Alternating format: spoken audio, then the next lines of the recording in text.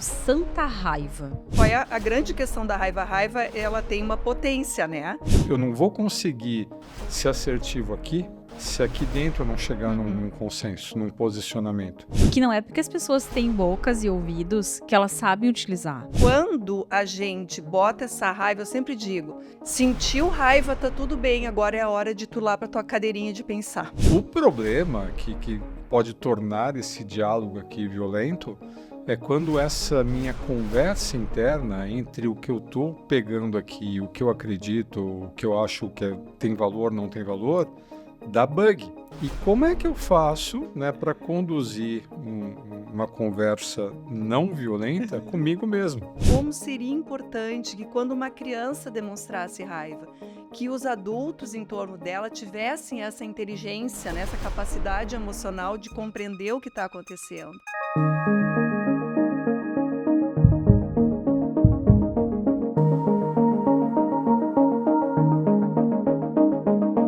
Olá, você está no Arena IE. Eu sou a Alessandra Gonzaga. Eu sou Marcelo do Carmo e hoje tem mais uma pessoa aqui, né, Ari? Hoje temos uma convidada especial, já está chegando na segunda vez aqui no Arena, mas é a primeira nessa nova temporada.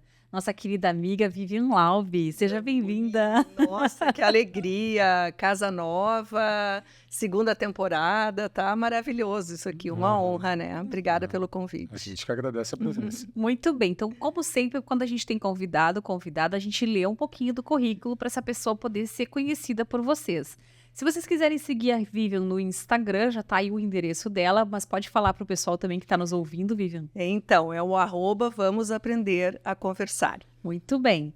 A Vivian, gente, ela é uma facilitadora com muita experiência, já com muita estrada, em torno da área de comunicação não violenta, tá? Ela é pesquisadora e apaixonada por comunicação. Ela que inventou esse método, vamos aprender a conversar, né? Ela é facilitadora em círculos de justiça restaurativa, certificada como consultora DISC, não sabia. Essa aqui eu vou Até pegar para nós. isso. Que legal, a gente trabalha com o DISC. Coautora do livro Metodologia do Comportamento Humano. Foi professora por muito tempo aí, né, Vivi? E continua na área de pós-graduação na Universidade Fevale e Faculdade INH. É palestrante, facilitadora de workshops e palestras. E a empresa dela tem muitas empresas aqui que ela atende, né? Na nossa região aqui e na área de cooperativas, que a gente também trabalha bastante, adoramos trabalhar com os cooperativados, dentro do Sescope, né, Vivi? Isso. Tava te vendo lá fazer uma palestra. Enfim, é uma mulher cheia de possibilidades, gente. Graduada em Relações Públicas, com pós-graduação em Marketing e Gestão de Empresas. E a empresa dela, a VL Comunicação e Desenvolvimento Humano, está aí com 31 anos de atuação no mercado. Uau! Uau. Que legal! Seja muito bem-vinda, querida. Obrigada. A Vivian cobra por palavra dita, viu, pessoal? Então, A gente já garantiu os aqui. interessados em orçamento, né? Já pensou aí, Vivian? Não, é que antigamente o pessoal cobrava por lauda, né? Então. Agora já é A por Vivian cobra palavra. por minutagem. Nossa! É igual a Minutagem, telefônica, cobra por olha. impulso. É, né? pois é. Show de bola. Que bom que somos antigos. Eu sou a mais antiga aqui. Não, a gente só está se atualizando, né, Laís? Estamos Aham. novas upgrades. Não, aí. todo mundo aqui é da internet de escada. Aliás, é antes da Isso, internet, bem né? antes. Bem antes da internet. Eu sou do né? Telex, né?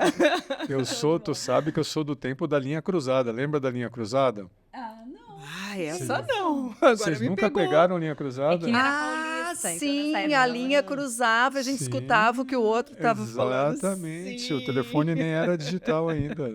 É verdade. Tá bom, né? Então, deixa eu trazer a primeira coincidência Opa. aqui, Vivian. A minha primeira ida para a faculdade, entrei na URGS em 96 em Relações Públicas. Uau! Não acredito. Acredito. E aí, o que aconteceu? Naquele ano terrível de 96, foi um ano bem difícil, faleceu meu pai, e eu queria entrar em Relações Públicas para ser militar. Minha intenção era ir para o Exército. Olha só.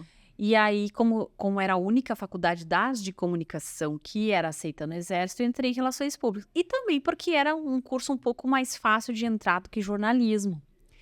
E aí, quando eu tô na metade ali, tá? O pai faleceu em outubro, eu entrei no início de 96, eu pedi transferência interna para jornalismo.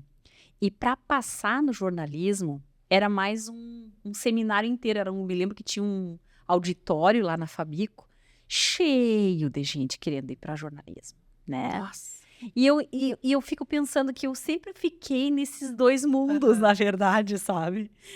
Porque a primeira aprendizado para conversar e para ouvir, a gente não sabe, mas a gente ganha da faculdade de comunicação, não é isso? Pois então, e aí então preciso contar que a minha vontade primeira era ser psicóloga. Olha, pronto.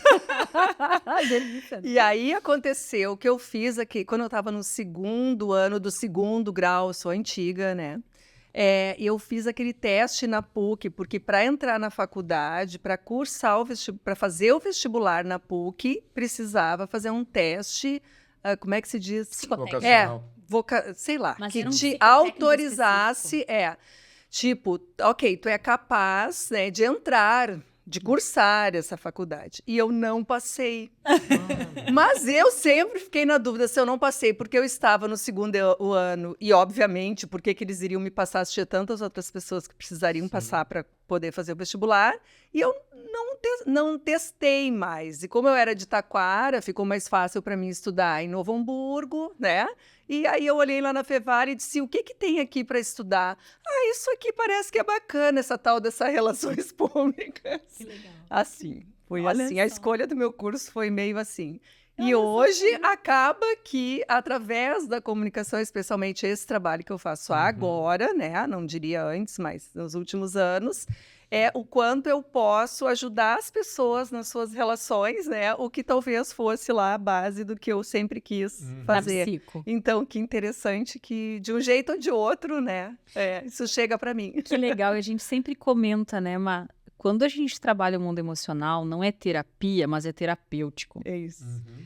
Então, assim, isso a gente vê muito, né, nas formações. Muito. Então, não tem como tu deixar de falar das tuas questões. E tem uma vantagem da gente não se dizer psicólogo, psicóloga, Vivi. O Marcelo tá fazendo aí mestrado em psicologia Eu agora. sei, eu acompanho. Mas o que eu acho muito bacana, e que aqui no Arena a gente se dá essa licença também, é que a gente não se confina numa única Sim. abordagem psicológica, entendeu? Isso que faz a gente poder navegar nos livros. Porque eu não sei se eu tivesse uma formação freudiana, por exemplo, cartesiana, ou quem sabe uma cognitivo-comportamental. O pessoal começa a criar suas ilhas Isso. e uma vez que entrou ali não sai mais. A sua especialização fica dentro daquela especialidade, né? Fui redundante agora, mas é isso.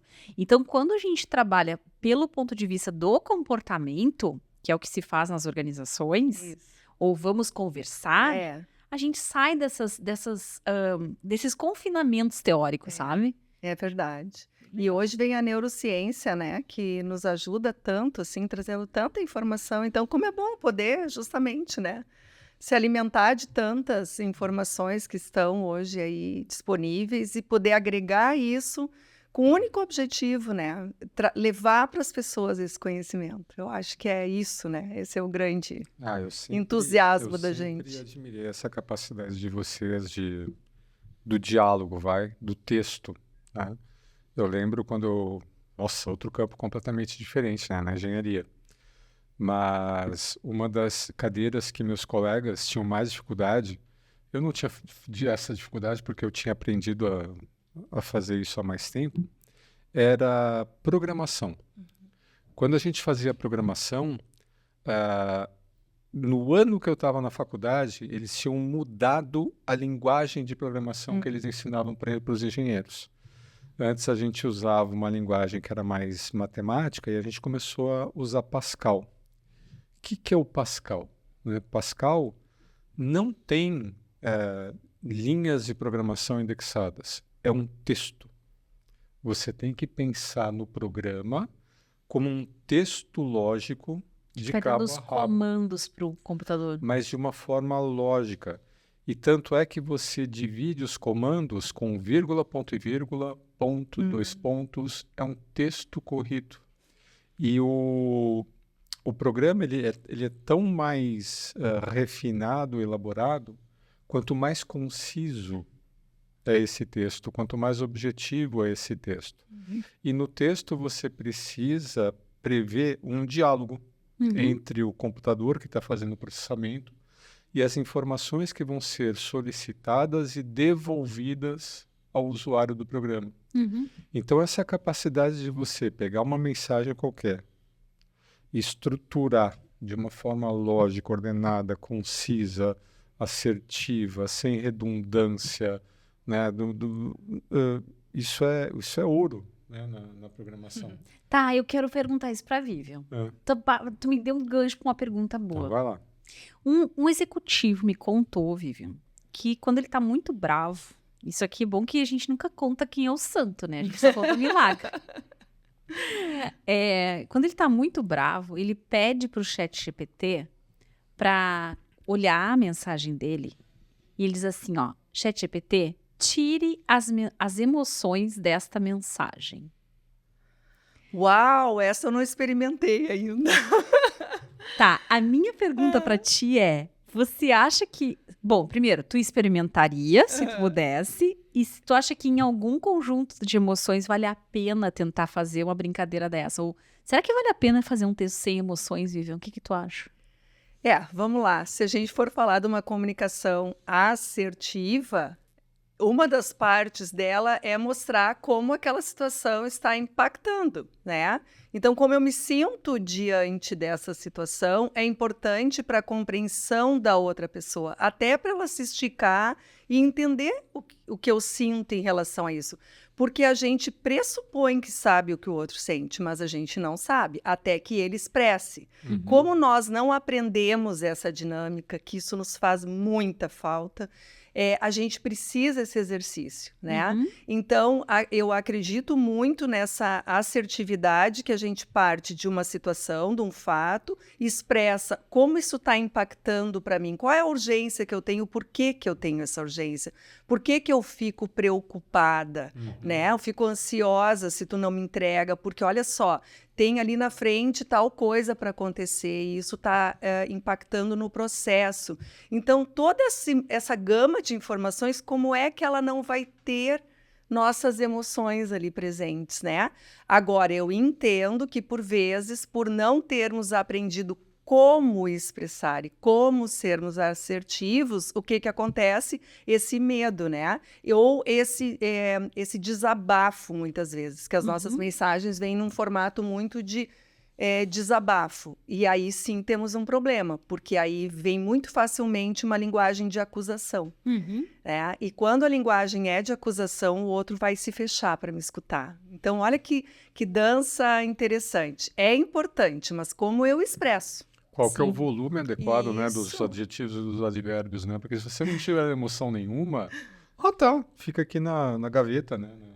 No escaninho. Tipo assim, parece que foi... Se você coloca emoção demais, dá nojo e eu falo, que desaforo. Pois é, vai ficar esperando. Como a gente faz para saber qual que é o pitch certo, né? A quantidade certa de emoção. E aí eu vou te dizer o que eu imediatamente pensei. Se ele tá com emoção de raiva, ela realmente não é útil, especialmente numa mensagem com uma única via. Então é muito diferente eu pedir isso numa conversa de WhatsApp, que vai rolar um vai e volta, e num tempo de e-mail que vai ser maior e que a pessoa vai ter que ler correndo e responder correndo. E que ela não vai entender se eu colocar algum tom a mais apressado ali. Só que eu acho que a gente perde demais de acabar com o conteúdo emocional. Aí vem a minha escola das emoções do próprio pessoal de Yale, de que as emoções contêm informações. Então, exatamente quando eu abro um e-mail e ele não tem nada de emoção, eu não sinto que eu estou trabalhando com outro ser humano aqui. Parece que eu estou conversando com uma secretária eletrônica, entendeu? É verdade. Com a versão em texto do ChatGPT, que é o que vai acontecer, na verdade, né? Então, ainda mais se a gente começar a pedir para ele fazer esse tipo de coisa. Então eu acho que a gente começa a ter perdas, inclusive no entendimento.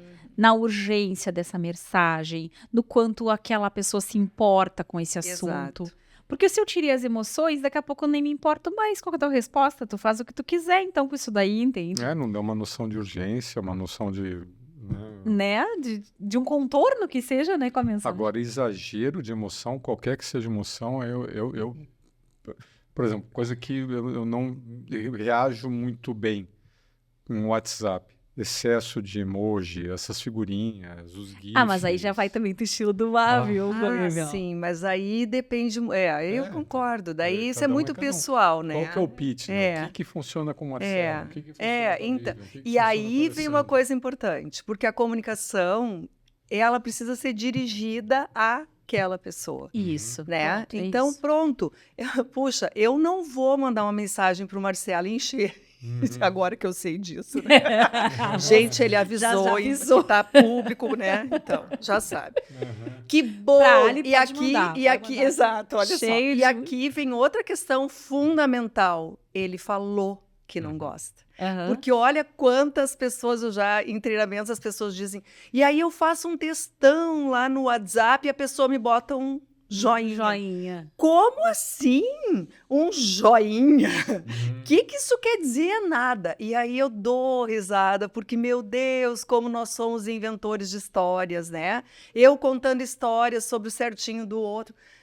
Diz para a pessoa que te incomoda. Diz que quando tu escreve um texto para ela, é importante para ti ter uma resposta mais Elaborada. que tu precisa de mais contexto. Por que a gente não exercitou essa prática de dizer para o outro o que fica bem para mim? Claro. Né? E aí a gente fica engolindo um monte de sapo, louco para dizer um monte de coisa, e quando vai dizer, diz de um jeito atravessado. Isso aí. Ou de uma maneira passiva-agressiva, né? Ah, mas tu não tem uma figurinha nova, não vai mandar nenhuma figurinha hoje? É, isso aí. Né? Isso aí. E eu acho que esse é uma coisa que... Isso sim, eu adoro esse termo, esse nome que tu criou. Vamos aprender a conversar, Vivian. Porque não é porque as pessoas têm bocas e ouvidos que elas sabem utilizar. E a gente realmente não pode partir do princípio que a gente entende uma pessoa se a gente nunca ouviu dela nada sobre o que ela precisa, né? Maravilhoso. Então, aproveitando esse gancho, conta pro pessoal que não sabe o que é essa linda girafinha que tem na nossa mesa. A gente tá, para quem tá nos ouvindo no Spotify, tem uma girafa de madeira na frente da Vivian. Conta pro pessoal o que é isso. Olha aqui, gente, vocês lembram desse brinquedinho? Olha, tem gente que nunca viu isso, eu acho. Ah, isso Vou aí. mostrar, né? Coisa mais Olha que querida. amor. Então, vamos lá. Muito rapidamente, né? O que me trouxe até segurar uma girafa na mão e falar sobre ela. Eu vou fazer um pitch. O que faz, 5 Vivian? segundos, né? Então, gente, em 2018, pela primeira vez, apesar de ser da área de comunicação, então fiz RP, fiz 3 pós-graduações, fui professora na faculdade. E esse tema nunca tinha passado perto de mim. É incrível isso, né? E aí, em 2018, eu fazendo várias outras formações, me aparece, então, esse livro, né? O da comunicação não violenta, que é aí a Bíblia que o Marshall Rosenberg escreveu, enfim, era psicólogo e tal. E aí eu olhava e dizia, isso aqui não tem nada a ver comigo, né? Porque eu não sou essa pessoa violenta, né? E aí eu resolvi, enfim, muito resumidamente, comprar o livro. Comecei a ler, me vi violenta o tempo inteiro na vida, né? E fui buscar. Eu me vi violenta em tudo que eu fazia. Ótimo. Né? E aí eu resolvi estudar esse tema, porque eu disse, puxa, se eu sou da área de comunicação e nunca tinha percebido a comunicação nessa perspectiva, né? E aí fiz, enfim, iniciei a minha formação fazendo uma imersão em julho de 2018, outra em janeiro de 2019, em São Paulo, muito resumidamente. Bom, e aí entra então a comunicação não violenta e essa compreensão do que de fato ela é e que realmente mudou a minha vida, mudou a minha maneira de ver o mundo. Então, assim, aos 55 anos, né? Uau, que legal. Veio uma carreira nova, tudo veio novo a partir Tá disso. te virando esse né? aí, ó. Isso. Ele faz em dezembro Viu? agora, ó. Isso aí. Viu? Então, assim, eu sempre digo, né? Já começa por aí. Aos 55 dá para começar tudo de novo e dá para ser muito feliz, né? Então, tá tudo certo. Bom, conhecendo a comunicação não violenta, eu acabei transformando tudo isso numa maneira que eu gosto de ensinar, que é o vamos aprender a conversar. Toda a base da comunicação não violenta está lá. Mas a comunicação não violenta é uma coisa muito, muito grande, muito filosófica, muito importante. E aí, de novo, como tu trouxeste essa questão da psicologia, para eu não entrar só nessa caixinha e não brigar com ninguém, e não ofender ninguém, né? Então, eu gosto de trazer ela como uma base, né? Para aquilo que eu quero construir e entregar para as pessoas. Onde é que chega a girafa, então, né? A girafa girafa, segundo o autor, né, da comunicação não violenta, o Marshall Rosenberg, ele fazia essa coisa muito lúdica, né, do lobo, do chacal e da girafa, para mostrar para nós como nós somos naturalmente empáticos, mas potencialmente violentos. O nosso lobo, ele vem correndo de dentro de nós, basta alguém cruzar a nossa frente no trânsito, né? Então, toda aquela violência que a gente vê dos outros, as palavras, os gestos, enfim, porque não é só gritar, né? Não é só a raiva que é violenta, né? Tudo isso a gente faz muito rápido o mesmo processo, sem se enxergar, né? Sem se ver, porque a culpa é do outro. Então, como a culpa é do outro, tá fácil para eu ser violenta, de dizer umas coisinhas, né? De enquadrar, enfim. E a girafa, ela é o símbolo da comunicação não violenta, porque ele traz essa ideia, chega a ter vídeo sobre isso, tá, gente? Mas eu vou usar 2 elementos que eu acho os mais potentes. Primeiro, o pescoço alto, né? Então, ajuda muito quando a gente começa a desenvolver essa capacidade, essa habilidade de autorregulação, né? De olhar outras perspectivas, de escutar as pessoas. Então, é uma simbologia muito potente da gente subir. Eu sempre digo, gente, liga o drone, porque agora tem, né, os drones. Então, sobe, olha de cima, olha lá na vista que está uma girafa. Como é que tu lá em cima olha essa situação? Todas as partes envolvidas, o contexto, te olha, né? Porque tem muito a percepção de si também. Então, esse pescoço alto, eu acho que é sempre um convite para a gente dar uma respirada e uma recuada das nossas reações automáticas. E o coração, que eu digo, é o maior coração de todos os animais terrestres, né? Porque senão alguém já vem e já me corrige. Porque o coração? E aí vem toda uma simbologia que a gente às vezes esquece, que é a nossa humanidade, né? Porque eu desumanizo o outro muito facilmente quando eu coloco um rótulo. Tu é um irresponsável. Tu tá sempre atrasado. Tu não entrega as coisas. Esse tu que a gente usa, ele coloca as outras pessoas numa situação de tu tá machucando essa pessoa quando tu fala desse jeito. E tu só vai machucar alguém se tu não tá mais vendo essa pessoa como um ser humano, né? Então, o rótulo, ele desumaniza. E quando eu desumanizo, eu posso dizer qualquer coisa. Olha como fica mais fácil para eu te botar a boca, para eu chamar a tua atenção, para eu te comparar, para eu te ridicularizar. A gente faz quando eu não te vejo mais como um ser humano. Então, a compaixão, tudo tá dentro desse coração da girafa. Então, acho que essas são as simbologias, assim, para mim, mais potentes. Tem várias outras, né? Mas tá aí. E isso aqui eu preciso dizer que eu ganhei de presente, tem meu nome, num treinamento que eu dei numa empresa multinacional e que o pessoal do RH teve esse carinho de buscar a girafa para deixar essa simbologia entre todos os participantes. Eu acho isso muito querido, né? Quando existe realmente essa intenção de uma transformação de cultura dentro de uma empresa e a gente usa esses elementos que vão nos relembrar muitas vezes as nossas posturas, né? Vivi, eu queria aproveitar e te fazer uma pergunta meio budista, assim, ou ligada com o mesmo tipo de dilema que eu tenho em relação ao budismo. O Dalai Lama, ele tem um livro chamado Santa Raiva, em que justamente ele desmistifica um pouco essa espécie de aversão a sentir raiva que as pessoas, quando se dão conta da empatia, elas passam a ter. E que elas ficam com vergonha da própria raiva, sabe assim, não posso sentir isso, né?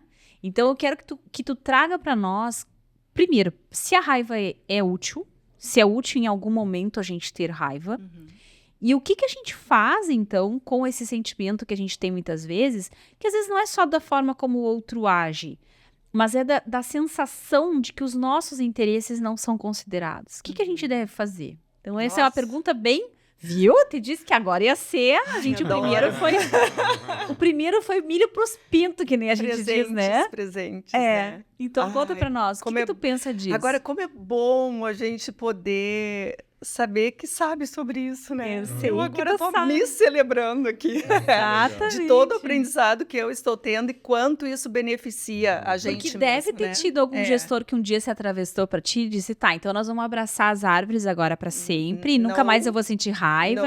né? Não.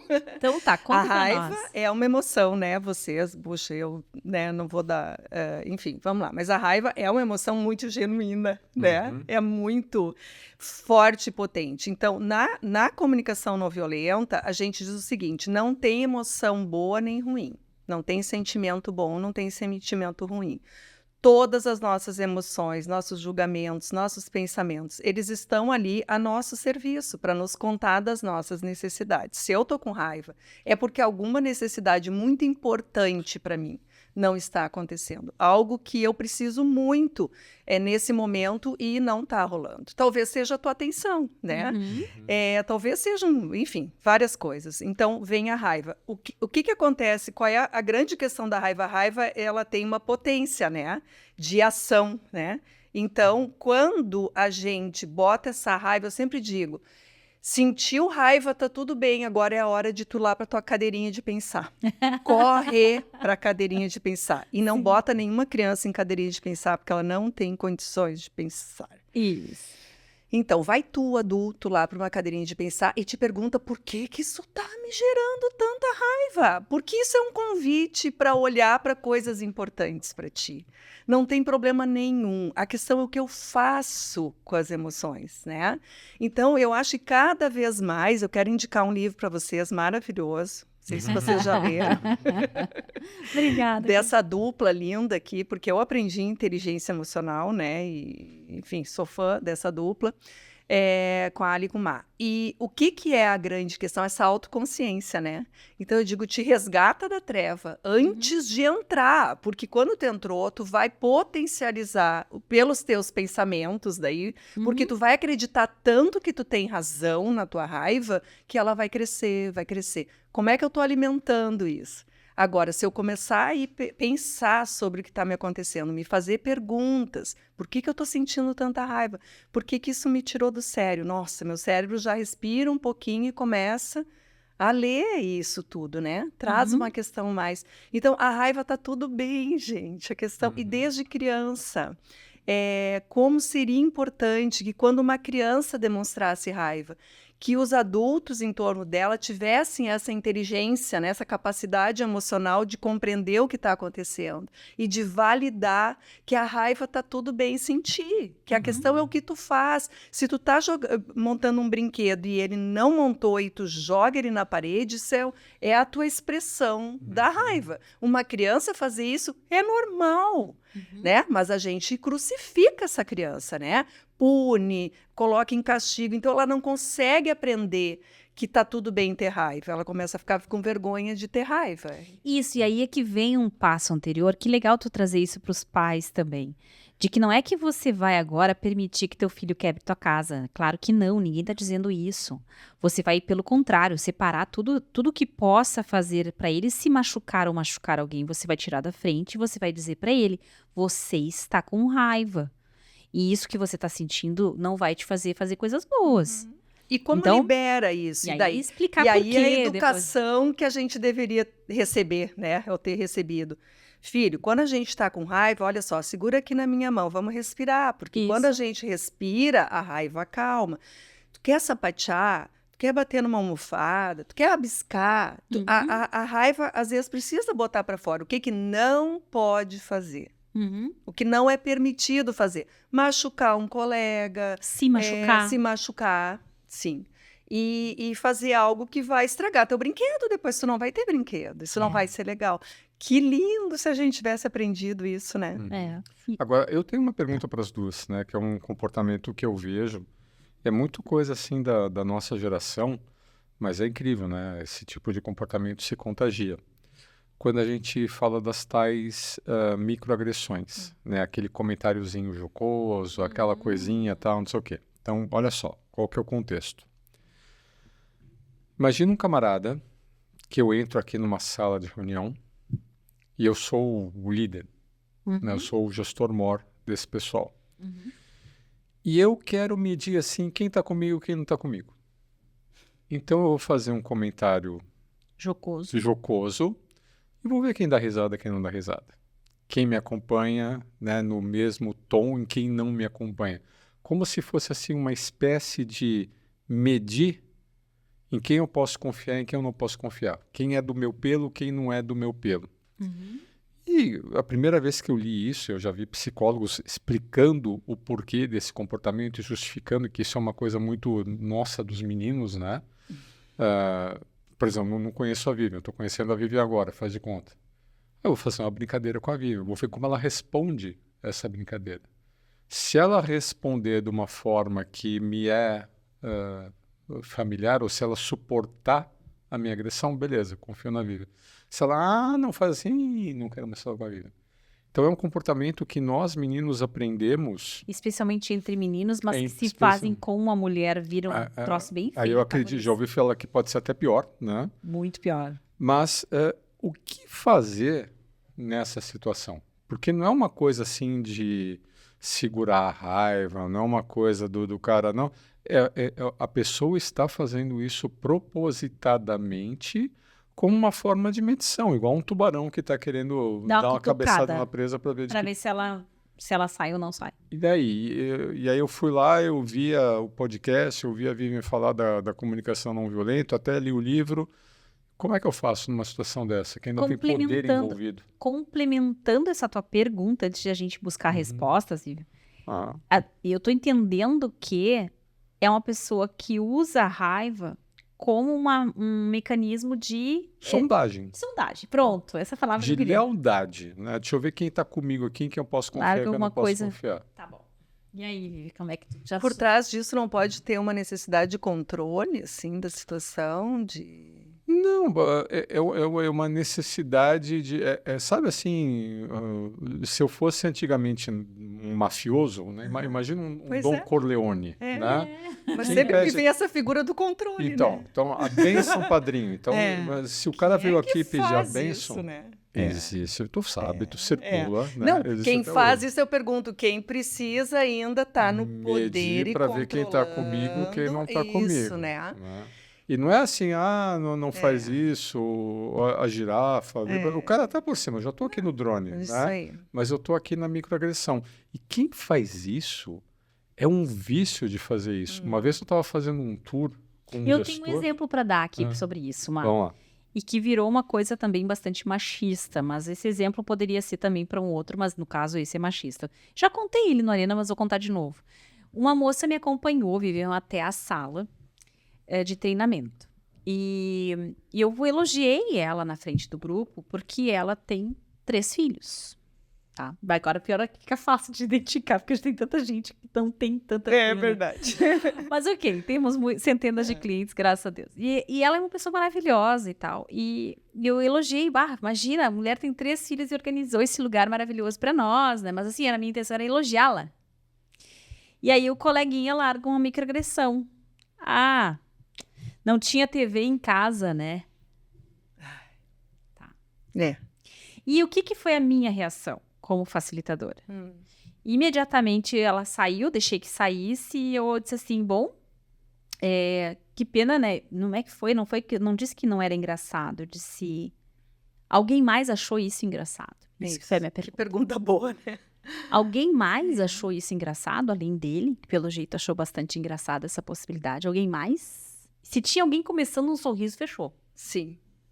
Então ali eu usei o próprio mecanismo da raiva e joguei de volta. E o resto da manhã eu chamava ele de engraçado, ele não tinha mais nome. Aí eu fiz um certo bullying. Não tô dizendo que eu fui certa, tá, gente? Mas eu fiquei com muita raiva. E ele continuou debochando, então por isso ele continuou merecendo o apelido de engraçado. Mas aí é que eu digo, eu também cutuquei ele ao fazer a microagressão de volta. Não tô dizendo que eu fiz a melhor resposta. O que seria o ideal? Gente, como é que a gente trabalha uma colega? Tipo aquela professora de 85 anos de idade, né? Que fazia você se sentir um gurizinho de 5 anos. Mas naquele ambiente que eu estava, em que era basicamente masculino, se eu tivesse uma resposta muito fofinha, eu não ia conseguir dar o treinamento. Dessa forma, até o final da manhã, a gente seguiu medindo um pouco mais, até que de tarde perdeu a graça falar sobre isso e todo mundo esqueceu o assunto. Mas também não veio mais nenhuma piadinha. Então, eu acho que para mim é isso. Só que eu sei, Má, que tu tá trazendo em outros contextos, que não é exatamente Não, esse. mas assim, fala, Vivi. E talvez, então, vamos lá, da pergunta que tu estava elaborando, né? O que me vem, tá, mas esse não é um ambiente para usar, girar, como é que eu lido com isso agora, como é que né? você trata com É isso aí? que eu entendi. E aí eu quero dizer para vocês essa potência que é quando tu aprende de verdade, incorpora isso na tua vida. Porque aí tu consegue olhar para uma situação dessa e fazer essa medição, e olhar para essa pessoa e pensar, que necessidade esse ser humano tem nesse momento de fazer uma medição, uma comparação, ver quem está. Então, tu já começa a olhar para as estratégias que as pessoas usam de comunicação como recursos que são possíveis para elas, mas que, na verdade, elas estão cuidando de necessidades importantes para elas. E aí, nesse caso, eu volto para aquela questão. Para mim, uma pessoa que ainda precisa fazer isso, tem ali dentro desse ser humano, talvez muita insegurança, muito medo, muita necessidade de ficar controlando. Então, quem está do meu lado, quem não está, ele não quer se arriscar, ele não vai mostrar vulnerabilidade. E aí que bom, porque quando eu entendo isso tudo, eu olho para essa pessoa e penso, pobre coitado, deixa ele está nesse papel, ele está nesse lugar, e eu não vou mudar isso. Mas o que eu posso mudar? Como isso pega para mim? E aí, às vezes, eu entro no jogo, às vezes eu comento, daí eu faço escolhas mais conscientes, né? Mas certamente vão ter ambientes em que essa prática não está na cultura. E a gente sabe disso. Isso é algo que me preocupa muito e deve preocupar vocês quando a gente é chamado para treinamentos em empresas em escalões de supervisão, de liderança, assim, né? Vamos dizer, de níveis hierárquicos, né? Mais baixos, né? Aí na hierarquia. Porque eu sempre me preocupo o seguinte, mas nós vamos abordar esse tema com os supervisores e os gerentes não vão ouvir falar sobre isso? Como é que isso vai funcionar depois na prática? E é tipo da coisa, né, Vivian, que a gente tem que começar ali no mais alto escalão. Me chamou a atenção uma vez, né, um caso, que essa pessoa, uma das pessoas que tinha esse comportamento, me levou para fazer um tour para conhecer a empresa. E ficou até cansativo, porque a cada novo ambiente, quando aparecia uma pessoa, vinha não a mesma brincadeira, mas alguma brincadeira sem graça. Em todos os ambientes. Nossa. Só que era um caso, né, de uma pessoa de direção com funcionários operacionais, um hiato muito grande. Isso me faz lembrar, sabe qual autor, Mads? Agora vinha os prof aqui, né? Mas me fez lembrar aquele cara do Games People Play. Esqueci o nome dele agora, depois a gente procura aqui. Que ele chamava esse cara de jerk. Como é que a gente traduz o jerk? Sem noção. Sem noção. Sem noção, né? Espírito de porco. O espírito de porco, melhor. E que a pessoa, sei lá, se alguma vez... Aquilo eu adorei a explicação da Vivian. É uma maneira dela atender uma necessidade dela, uma necessidade bastante mesquinha dela, bastante pequena, né? Num sentido de... E o problema é que ninguém ali tem poder para fazer regulação social do cara. Isso. Né? E aí, pode Quem bater é que de vai falar? frente. E aí? Então, quem que pode falar? Os pares. Isso. Né? Então, não adianta nada você pegar e tentar fazer uma capacitação aqui embaixo, se lá em cima a coisa é desse jeito. Mas a gente não podemos se entregar para os homens, que nem diz aqui Não, no a gente ditado. aproveita todas as oportunidades. Eu sempre digo isso. Se isso é o possível, é isso que a gente vai cuidar. Porque cada um que vai participar e que vai ter um aprendizado vai ter um ganho com isso. Porque ele ganha para ele ganha para a vida dele, ele ganha para as relações dele, né? Tanto que certamente vocês estão levando, né? Só dele não reproduzir dali para baixo, Isso. né? Já tem Só um dele ganho. ganhar a visão de girafa, que a gente chama da metacognição, de eu observar o meu próprio comportamento e não sair aderindo, engajando em práticas agressivas, né? Muito legal. Vamos pegar uma outra coisa também que é de contraponto para a CNV, que seguido o pessoal fala, que é assim, ficou famosa a ideia de que a CNV eu tenho que olhar as pessoas e eu tenho que aprender a fazer pedido. Eu já ouvi assim também. Eu tenho que aprender a fazer pedido. É isso, Vivian? Por que as pessoas têm que ter um pedido envolvido? O que é isso? As pessoas atalham os conceitos. Né? Mas pedido é tudo que falta na nossa vida. É. Se eu tivesse aprendido a fazer pedido desde sempre, meu Deus, que felicidade! E pedido não é jogar nas pessoas e dizer te vira. Não, aí é que tá. Isso não é exigência, né? Então, aqui tem uma coisa muito bacana. Bom, primeiro, para quem então nunca teve contato com essa ideia, né? O Marshall Rosenberg, ele foi um grande pesquisador, ele foi doutor em psicologia, ele foi olhar para a nossa comunicação e ver como é que ela impactava na vida das pessoas, para elas serem, né, mais compassivas, enfim, fez todo um estudo, e aí ele chegou nisso que a gente não gosta de dizer que são os passos da CNV, mas só para a gente trazer que é aprender a observar, né? Primeiro, fazer essa diferenciação do que é um fato, do que são as histórias que eu conto sobre a situação, né? Legal. Então, só isso já nos dá uma distância, nossa, assim. Já paramos. Já, olha, nossa, chega a me arrepiar, porque é assim, ó, é muito potente entender que nós só contamos histórias e que nós precisamos sair desse lugar de teatralizar tanto, né, as coisas e dramatizar. Meu Deus, que tanto drama que a gente faz, né? E são só cheios de nós, né? A gente olha para a situação cheios de nós, de quem nós somos. Bom, só aqui a gente já podia ficar muito tempo, eu estava dizendo, Vivian, que aqui nesse ponto da observação, e por isso que eu digo que é sempre bom a gente ter diferentes abordagens olhando, né?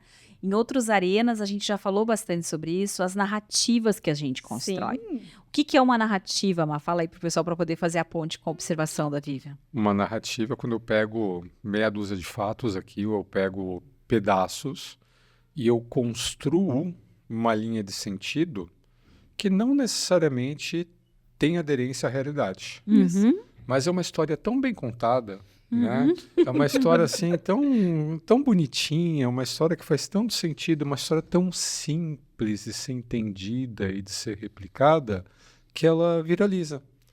Né? Porque, às vezes, né, somos 3 professores aqui, né? Imagina que você vai contar a história de como é que foi, que aconteceu, a crise econômica, tal, não sei o que lá. O aluno... Fui dormir. Você perdeu o cara, né? Então, a gente teve que, ao longo do tempo, com essa velocidade dessa internet, né, dessa era de internet, você teve que aprender a resumir. E o que ficou patente? Que mais importante do que você resumir é você conseguir produzir uma unidade de sentido que seja facilmente entendida por alguém.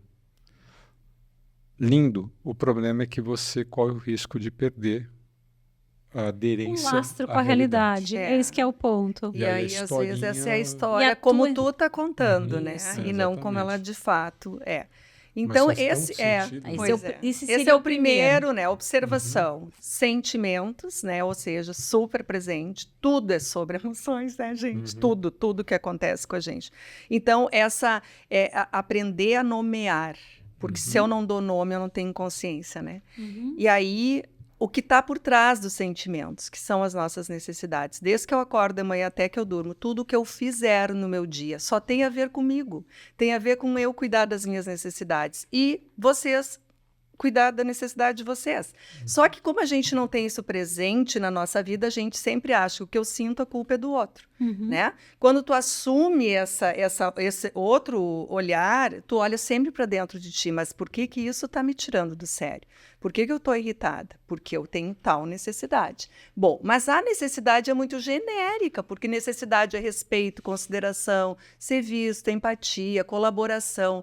Aí eu te peço, gente, eu preciso de colaboração. Tá claro para vocês o que eu quero? Não. Claro que não. Por isso a gente precisa do pedido. O pedido é a transformação da minha necessidade numa ação que cuida de mim. Ah, que legal. E por isso ele é um pedido. Porque se eu estou numa relação em que eu quero conexão contigo, eu não posso exigir. Ai, Vivian, mas o mundo não é assim, precisa exigir. É lógico que as regras são regras são regras, mas mesmo na regra eu posso transformar isso numa gentileza, num pedido mais gentil. Eu posso contar contigo para chegar nesse sábado 10 minutos mais cedo, porque isso me ajudaria a ficar mais tranquila, e a organizar melhor esse espaço. Como fica isso para ti? Isso é um pedido. E aí a pessoa diz, bah, não vai dar. E aí eu piro.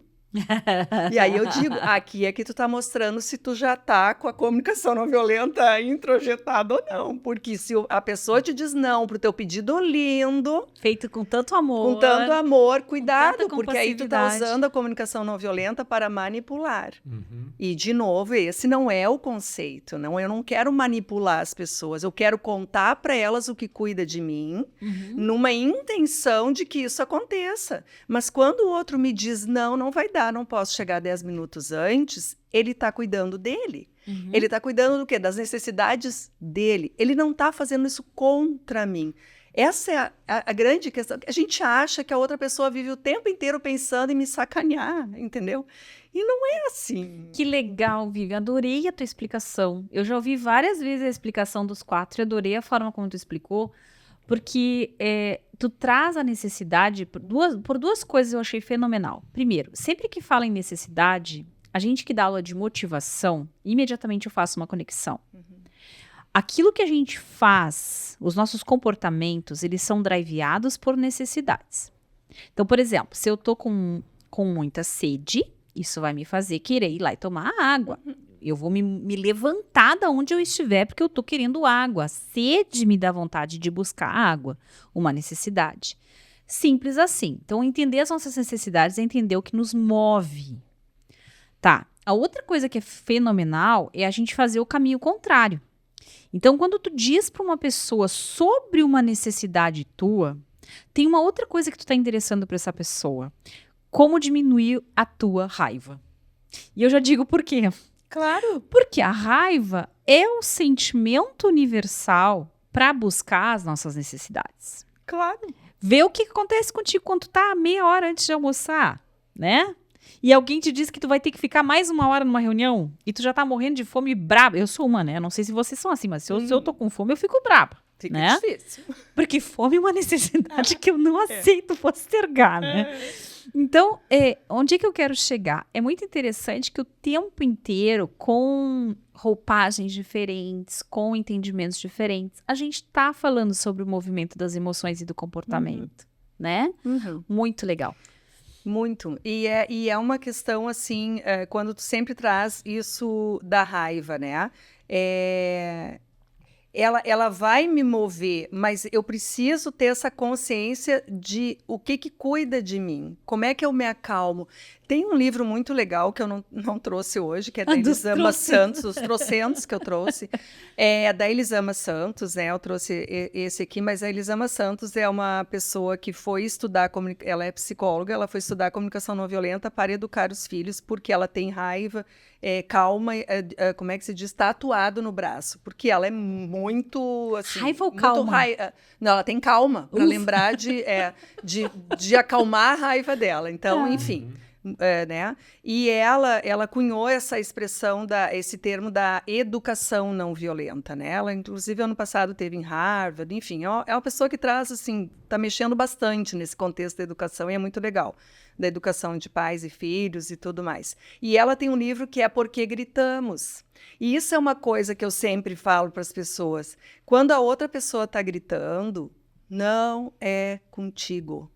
É ela não dando conta das necessidades não atendidas e te pedindo socorro.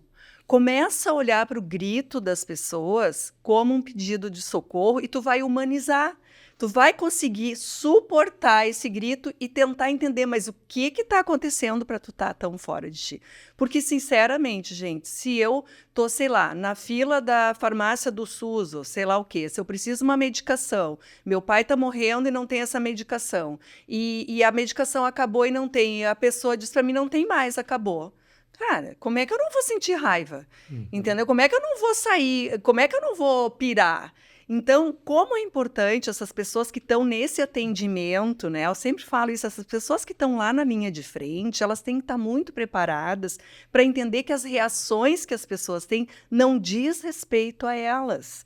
Diz respeito a eu não suportar o teu não nesse momento, porque ele mexe com coisas fundamentais, importantes para mim.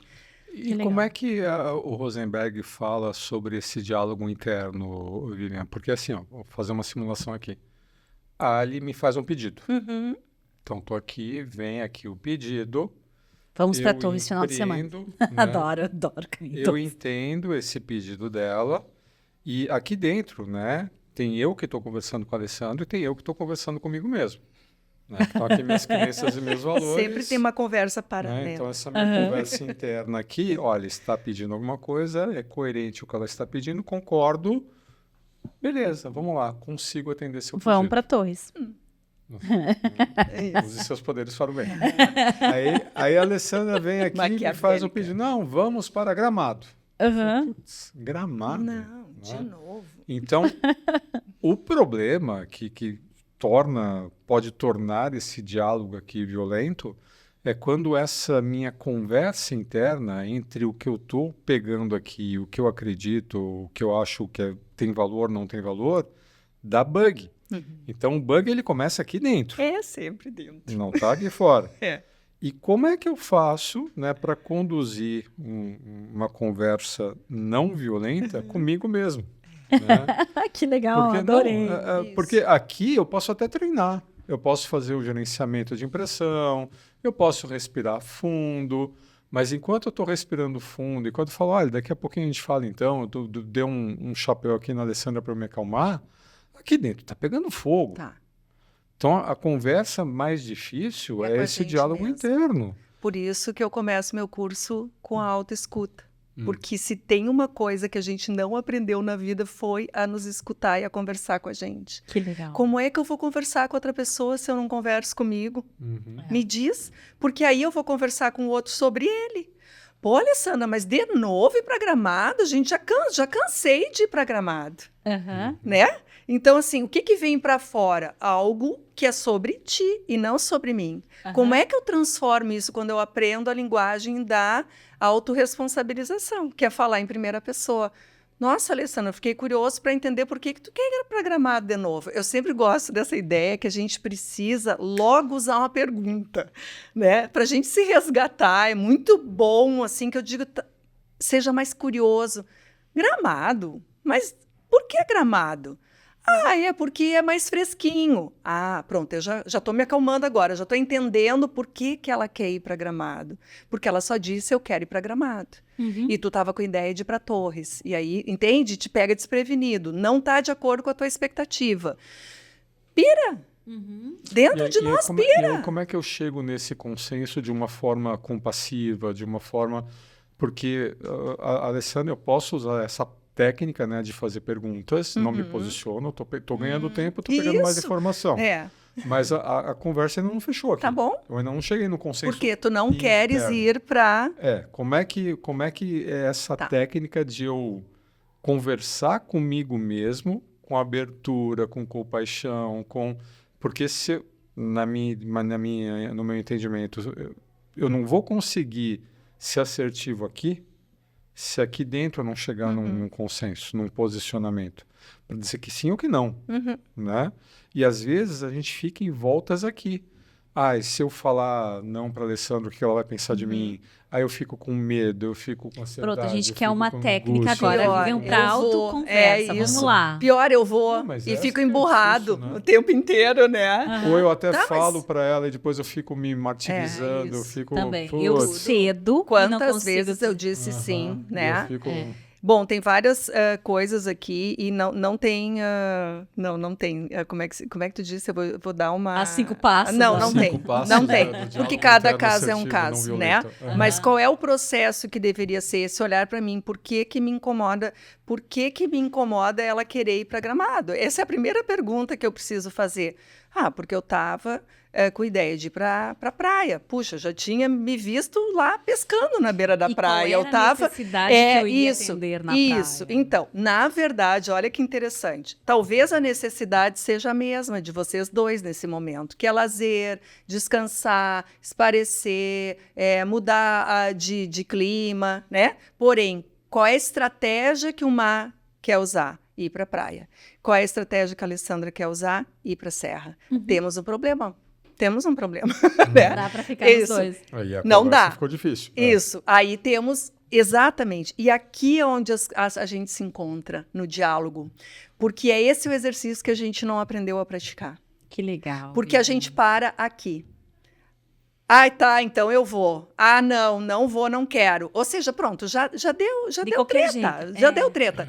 O diálogo é esse exercício daqui para frente eu quero entender o que tu quer cuidar, por que tu quer ir para Gramado. Ai, queria descansar, lá é fresquinho.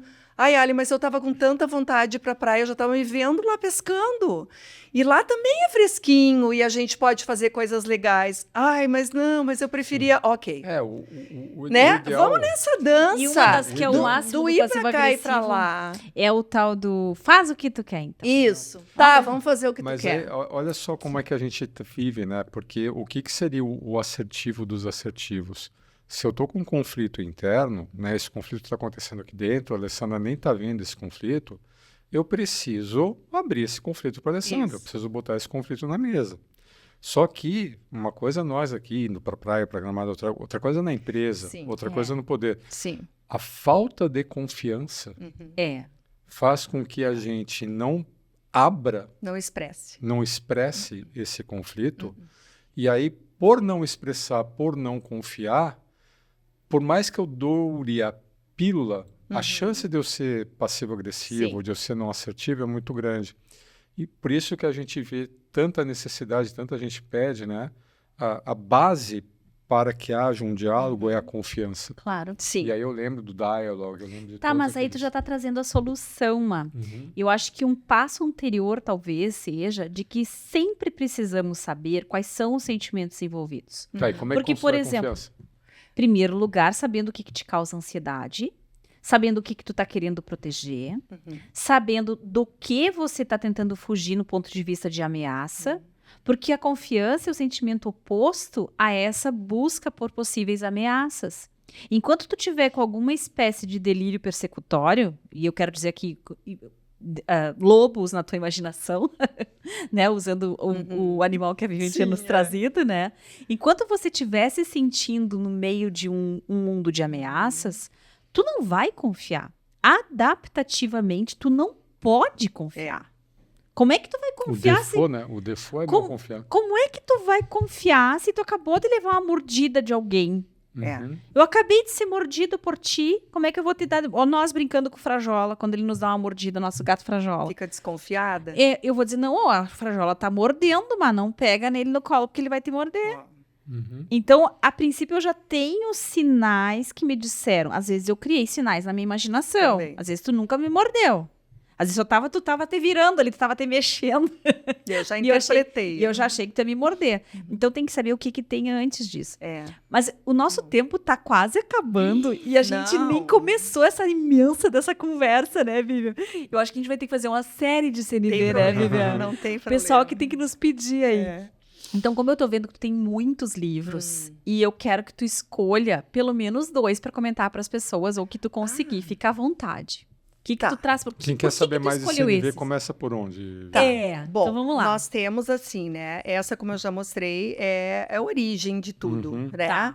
É um livro que talvez para uma pessoa que não tem o conhecimento, a profundidade, ele te dá uma base muito boa, mas por vezes tem outros livros hoje, até esse da Elisama Santos, Conversas Corajosas, que trazem isso para o nosso dia a dia. Fiquei curiosíssima, eu não conhecia essa autora, esse Vivian. pequenininho dela, Vamos Conversar. Então, assim, gente, às vezes, a nossa rapidez, essa urgência, eu não quero aprofundar tanto, né? Às vezes é melhor ir para um lugar, assim, de ter uma entrega talvez mais rápida. Adorei o Porque Gritamos, por exemplo. Não, Porque Gritamos é maravilhoso. Fenomenal. Né? Eu hoje, para mim, a educação é tudo.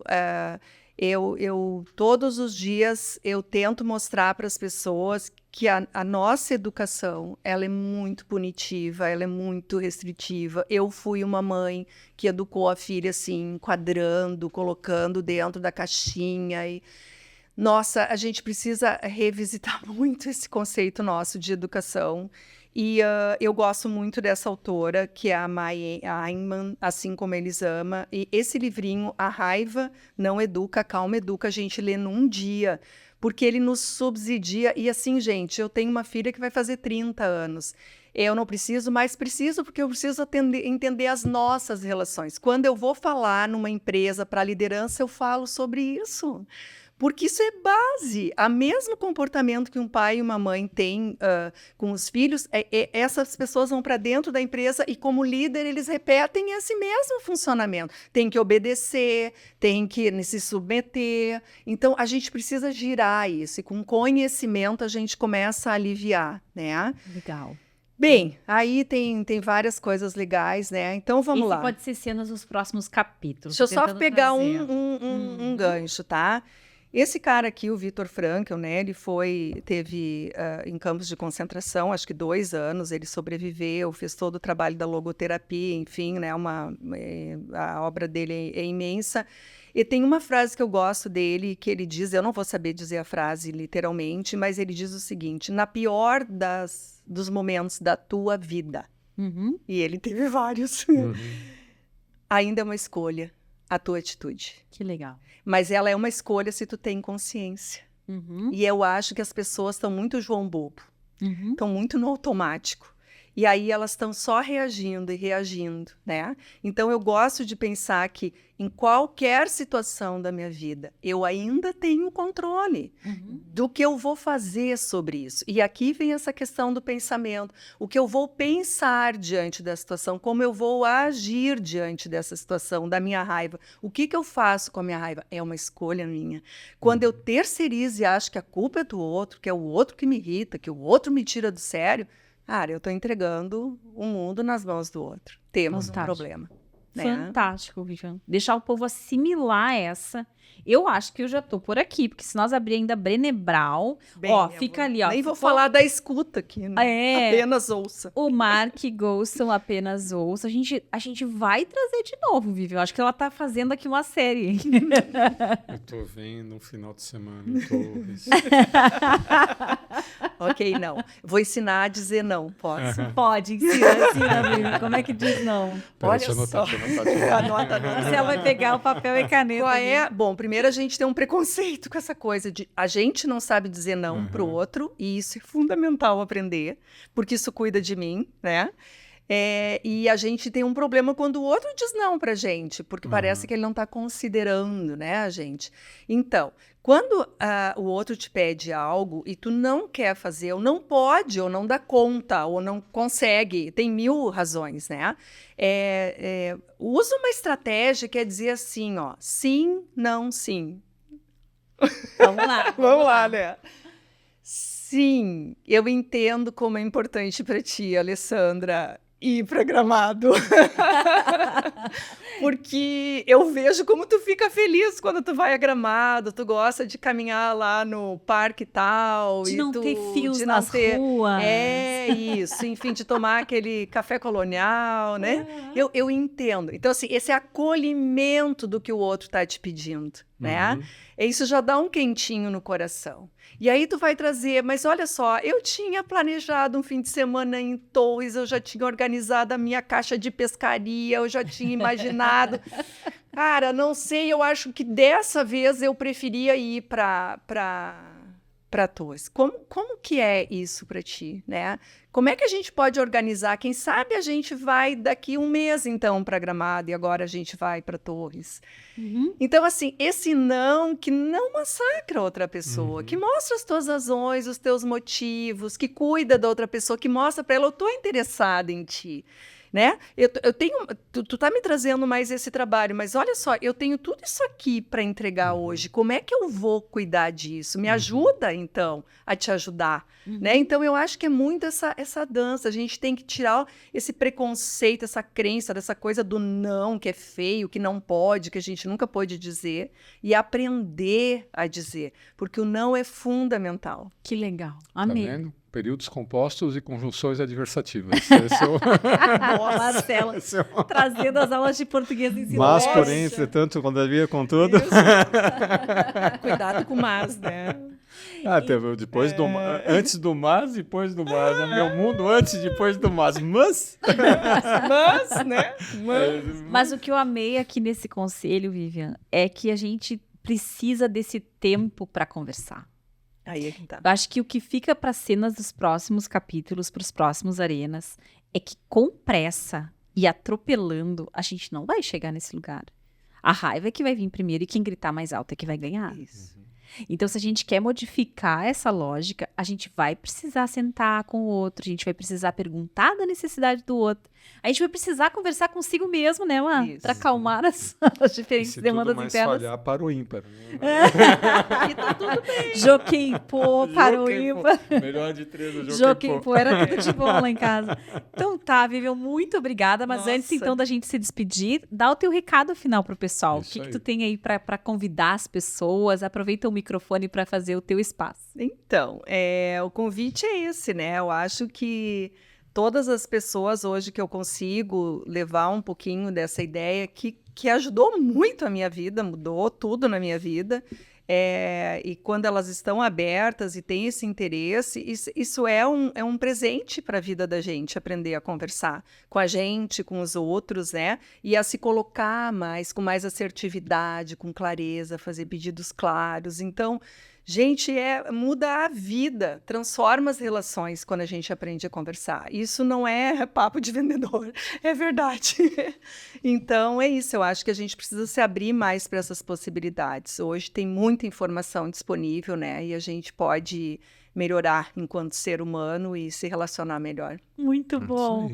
Quem quer achar a Vivian, @vamos aprender a conversar, né? Isso, no LinkedIn é Vivian Laub. Muito bem. Muito obrigada, Vivian. Obrigada a vocês. Obrigada por vocês que nos ouviram até aqui. Se você gostou desse episódio, compartilha. Se você ainda não segue o Arena IE, aperta no sininho lá para saber quando é que vai aparecer o próximo.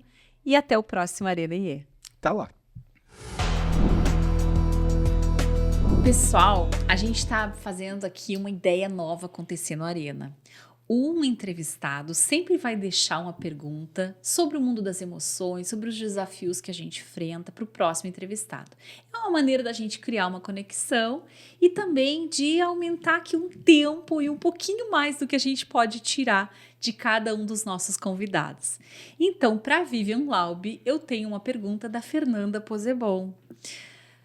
Vivian, em um mundo marcado pela competitividade, como você pode ser mais colaborativa e contribuir com a coletividade? Então, Fernanda, que pergunta, né? É um presente essa pergunta para quem fala de comunicação não violenta, porque se a gente pensar a colaboração, ela é a base, um princípio, né, para as nossas relações. Deveria ser o oposto do que a gente aprendeu muitas vezes, que foi a obediência e a submissão. Então, hoje, nesse novo mundo do trabalho, nesse novo formato de educação que a gente está buscando, né, cada vez mais, a colaboração ela vai transitar muito por esse olhar do outro, né? Um sobre o outro. Como eu considero a outra pessoa.